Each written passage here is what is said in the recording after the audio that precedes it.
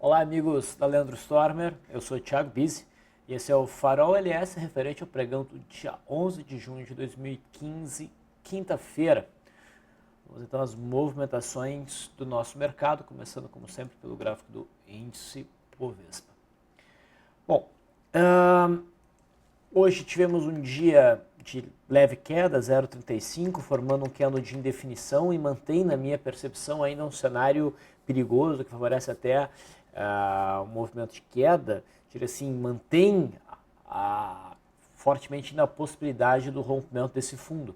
Tá? O mercado está desenvolvendo um movimento lateral nessas últimas 2 semanas, com suporte aqui por volta dos 52.700, resistência por volta dos 54.300. Tá? O rompimento dessa resistência estabelece um cenário mais altista para o mercado, ainda não dos mais tranquilos por conta da inclinação da média móvel de 21 períodos para baixo. Essa inclinação ela poderia ser compensada por um rompimento com muito volume, com força. Tá? Então depende muito como o mercado vier se comportar. Mas também esse suporte aqui é significativo, tem a média móvel de 200, tem a LTA desse canal de alta. Então o mercado, como eu venho dizendo aí nos últimos faróis, ele está em cima do muro para tomar uma decisão. Tá? Se o rompimento for para baixo, e a minha percepção no momento é essa, posso estar equivocado, não acho mais que os 52 mil pontos vai segurar, o mercado aí deve iniciar um ciclo mais amplo de quebra, buscar essa zona por volta dos 46.800, 47 mil pontos. Tá? Se conseguir romper aqui com força, bom, daí a gente espera que o mercado vai testar de novo 58 mil pontos. Tá? Então o mercado está aí aguardando por uma decisão. No mini índice, o mercado voltou a testar aquele patamar dos 54.400, 54.500 pontos, que é uma zona de resistência, faz um candle feio, ainda pode ser um pullback complexo, se a gente for considerar o gráfico diário do mini índice. No intraday, eu não acompanhei de perto o intraday de hoje, tá? Mas vamos dar uma olhadinha como é que foi. O início do dia foi com uma barra elefante, que, olhando bem, era operável. Tá? Era operável. Ela acabou sendo estopada pela média móvel de 9 e depois o mercado ofereceu uma frustração a partir do candle das 10h45, quando fechou abaixo dessa mínima e levou um movimento de queda. Esse movimento de queda testou essa zona aqui de suporte 53.500 e voltou a subir. Mas eu vejo em um cenário de viés um pouco mais baixista. Tá? Até nem acreditei muito nessa barra elefante quando eu vi ela. Era uma barra que realmente eu estava esperando para um processo de pullback, de gift. Bom, para o pregão de amanhã, realmente vamos ter que esperar. O mercado não está muito claro. Tá? A gente pode dizer que ele está a risco. No mercado americano,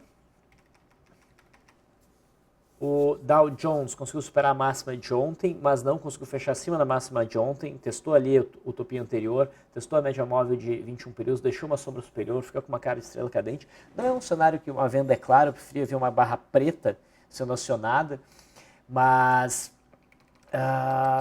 não é um comportamento tão altista. Da forma como o mercado fechou em relação ao candle de ontem, não está muito legal. Mas o ponto mais forte de entendimento desse gráfico é que a gente tem uma grande congestão aí, um cenário errático de mercado. O mercado está bem indefinido. Mas, por conta do rompimento falso que a gente viu aqui, eu ainda aguardo o teste da média móvel de 200 aqui embaixo. Então, acho que esse cenário é mais provável. S&P 500 futuro, fez basicamente o mesmo cenário. Não, aqui tem um cenário um pouquinho mais altista, o candle um pouquinho mais bonito, porque consegue fechar acima dessa máxima, mas ainda está em cima dessa LTB. Não é um gráfico que inspira muita confiança. Tá? A gente tem ponto de suporte forte aqui em 2074 e o ponto ainda mais forte aqui em 2039, 2040. No dólar, a gente teve um sinal bem forte, alta ontem, e a abertura foi de acordo. A gente teve uma abertura num baita gap de alta. O dólar abriu com 1,5% de gap de alta, não é normal. Tanto que a gente teve um comportamento anormal depois disso. Né? O mercado acabou fechando o gap e penetrando bastante no candle anterior. Então, operações de compra aqui foram geradas. E apesar desse candle feio, o cenário ainda é altista. A situação só fica feia se o mercado perder a mínima de ontem. Né? Se o mercado vier abaixo aqui dos 3.083, 3.082. No intraday, teve uma movimentação meio errática, não teve enquadramento claro em nenhum tipo de setup. Os que a gente trabalha, talvez rompendo um primeiro movimento aqui no canal das 10h45, mas isso aqui não é exatamente o primeiro movimento que eu operaria, tá? Porque a gente não tem aí uma congestão clara, o mercado está bastante distante da média móvel de 20 períodos. Então, enfim, outro gráfico que hoje não facilitou muito operações, mas o viés é altista. O ideal para o cenário do dólar aqui, para a gente ficar confiante no movimento de alta, tá, bem confiante, é que amanhã o mercado já abra num gap de alta e sustente esse movimento. Tá? A perda da mínima de hoje não seria um sinal legal para o dólar, não. Tá? Uma vez que fez esse movimento, o bom é que não venha perder a mínima de hoje no pregão de amanhã. Vamos ver como o dólar vai se comportar então. E o juro também nos deu um sinal altista, hoje também abriu num gap de alta, forma um bebê abandonado, dá para dizer. Pode ser visto aqui um cenário de venda, eu não confio nessa venda pela perda mínima, mas se for para operar pela perda mínima tem que ser um stop bem curto aqui em cima. Tá? Isso aqui pode até ser trabalhado, na verdade, como um cenário de gap de fuga, o que eu chamo de gap de fuga. Eu sei que aqui seria um gap de, estaria mais para um gap de medida, talvez. Tá? Não, está rompendo, é questionável, é esse o objetivo. Mas de qualquer forma, eu acho que o mais fácil é o juro continuar no movimento de alta em busca do topo de março. Essa era a nossa expectativa, o mercado está arrumando para lá. Esse candle, apesar de ter enquadramento dentro de um padrão baixista de candles, né, não me parece uma venda boa. De qualquer forma, ela tem que ser acionada pela perda mínima. A gente não sabe se a mínima vai ser perdida amanhã. Dos principais papéis, a Vale até conseguiu sustentar um movimento de alta, testou essa resistência topo anterior por volta de uns 18,10. O gráfico está meio bagunçado, não está muito claro, não sugere nenhum tipo de operação, mas quem operou na ponta compradora está comprado ainda. Tá? Eu, nesse caso específico, começaria a ajustar a stop. Tá? O mercado não flui de imediato, tem o risco de ir para baixo, eu já ajustaria o stop para próximo então, aqui do ponto de entrada. Petrobras não fez nada de muito interessante, é o que a gente esperava, um movimento meio errático dentro dessa zona de preço. Então a gente aguarda o rompimento dessa resistência ou desse suporte para tomar algum tipo de atitude. Setor de cirurgia, o Gerdau até me surpreendeu, conseguiu mostrar força no pregão de hoje, mas não anula o rompimento que a gente teve ontem. Né? Para mim, o suporte está rompido e isso abre espaço para o movimento de queda em busca dos R$8. CSNA3 também segue com viés baixista, hoje fez um candle de definição, os Minas também, um candle de definição, segue com viés baixista para buscar o alvo aqui em 4,60. Setor bancário, Bradesco faz um candle de definição, talvez aqui tenha sido só o pullback. Esse cenário vai ficar mais claro se houver o rompimento da mínima, se o mercado conseguir fechar abaixo da mínima de hoje, né, isso vai ficar realmente com uma cara bem de pullback e a expectativa seria uma manutenção no movimento de queda. Tá, por enquanto eu não vejo nada mais claro a ser feito. Taú também não conseguiu sustentar o movimento de alta, fechou aí no candle de baixo, mas não gera uma nova operação.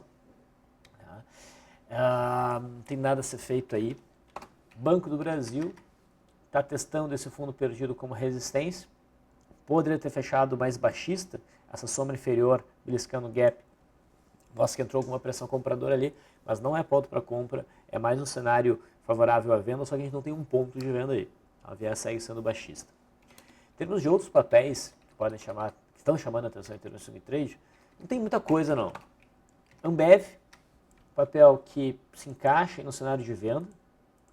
Houve uma correção até a resistência do gap aqui em R$19, formação de um candle de cotação baixista em cima da média móvel de períodos, a perda mínima abre espaço para o movimento de queda.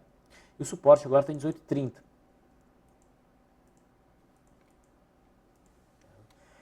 Então, chama a nossa atenção. Também chamaria a nossa atenção se houvesse um rompimento dessa fronteira do gap dos 19. O papel provavelmente buscaria as proximidades dos 19,85. BEMA3 consegue romper essa congestão. É um papel de menor liquidez, mas o rompimento me parece interessante, forte. O papel tem caminho livre para buscar agora a zona dos 6,90. A Velid, deixa eu só ver um detalhe aqui. A Velid está junto aí com o Ciel e Bema, ela fez um movimento de pressão vendedora importante, mas não dá aqui claramente sinal para uma venda. Então, esse sinal reforça uma venda em B-matriz. Você tem que ver se tem aluguel e tem que dosar muito bem em posição, porque é um papel de baixa liquidez. R$700 mil movimenta por dia em média. CL3, já que a gente está falando desses papéis, tinha feito uma possível barra de ignição ontem, não acionou essa barra de ignição hoje, então isso aqui com barra de ignição está anulado. Tá? Então o Ciel provavelmente vai mantendo uma movimentação lateral dentro de um retângulo com suporte em 39,75 e resistência em 43,20. Detex também chamou a atenção, testou esse suporte perdido dos 8,30 junto com a média móvel de 200 e deu uma pancada para baixo. É um papel que pode se enquadrar numa operação de venda para correção. Tem um suporte aqui intermediário na faixa de 7,80 e poucos, mas como a tendência aí já está mais para baixa, boas chances de romper essa região. Outro papel que chama atenção para venda, Mills 3. Mills tem uma congestãozinha com bandas bem estreitas, essas bandas começam a ser abertas com rompimento para baixo. Tá? O ideal aqui seria operar na venda pela perda mínima que é de hoje, com alvo relativamente próximo aqui em 7,30, com o stop um pouco acima desse patamar, tá? Pelo menos acima da máxima de hoje. PRML3, a gente falou desse papel alguns tempos, não faz muitos pregões atrás, nesse rompimento dia 28, fez um bom movimento de alta, chegou a fazer um candle feio no dia 9, não perdeu a mínima, agora faz outro candle feio, a perda mínima abre espaço para um movimento corretivo. Mas um cenário didático, tá? Não faria operação num papel de valor nominal tão baixo, tão tosqueira assim. Mas existe uma boa chance de a gente ter um movimento corretivo mais significativo em busca da média móvel de 20 períodos. Também se não começar a corrigir já no pregão de amanhã, que é sexta-feira, é porque provavelmente não vai mais corrigir de forma mais intensa. Começa a ficar um papel com maior risco de desenvolver um movimento mais lateral. Então me chama a atenção o café. O café, ontem eu só não mencionei ele para uma venda, para correção, porque a média estava apontada para cima, mas esse candle mais forte, baixo no pregão de hoje, abre espaço para um movimento direcional de queda. Eu operaria pela perda mínima, stop acima desse topo. Se o stop ficar muito caro, pode cogitar operar pela superação dessa máxima aqui. Estopar, desculpa, não entrar na venda, a venda seria na perda dessa mínima aqui. Então, o café vai sugerindo um movimento de queda. Então esses foram os movimentos mais que chamaram a atenção no pregão de hoje. Em termos de day trade, eu até pergunto, o pessoal que está assistindo, você tem interesse em que a gente fale de day trade nesse farol? Eu pergunto isso novamente, vocês podem responder isso, sabe como? Dando like. Tá? Eu sei a média de likes que a gente tem, o que passar disso, eu sei que vocês chegaram até aqui no vídeo e estariam dizendo sim, me interessa falar de day trade. Eu não vou falar de day trade hoje, porque eu não acompanho o mercado no intraday, ontem eu não acompanhei, hoje eu não acompanhei de novo e amanhã provavelmente não vou acompanhar, mas tem um bom motivo para isso. Eu estou desenvolvendo, junto com a Meta Robôs, um robô muito bacana para ajudar traders discricionários, um robô que faz todo o manejo de posição com uma série de configurações. Eu estou trabalhando arduamente em cima disso. Era interesse pessoal meu, desenvolver esse robô para mim, e eu vi que essa ferramenta pode ajudar muita gente. Então, estou desenhando essa ferramenta de uma forma mais amigável para outras pessoas, junto ali com o pessoal da Meta Robôs, que desenvolve robôs para MetaTrader, e a gente vai disponibilizar isso aí para o pessoal. Então, dentro de umas 2 semanas, esse robô deve estar à disposição.